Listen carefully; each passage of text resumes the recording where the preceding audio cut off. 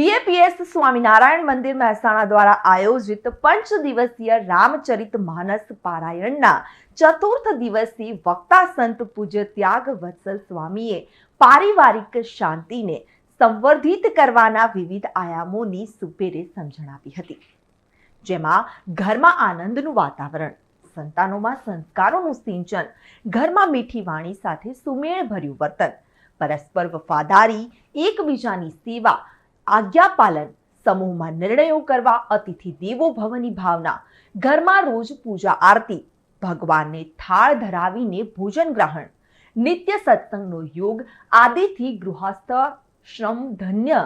ગૃહસ્થાશ્રમ બનાવવાની પ્રેરણાઓનું તેઓની વિદ્યાસભર અને રસાળ શૈલીમાં પાન કરાવ્યું હતું. શાસ્ત્રોનું વાંચન સાચું જ્ઞાન પમાડે છે અને જીવનને સુખાકારી બનાવે છે તેવો શાસ્ત્ર કથા શ્રવણનો મહિમા છે. ત્યારે રવિવારે રામચરિત માનસ પારાયણનો અંતિમ દિવસ હતો. રામચરિત માનસ કથા પારાયણના 2100થી વધુ ભાવિક શ્રોતાજનોએ પારાયણ કથામૃતનું પાન કરી ધન્યતા અનુભવી હતી.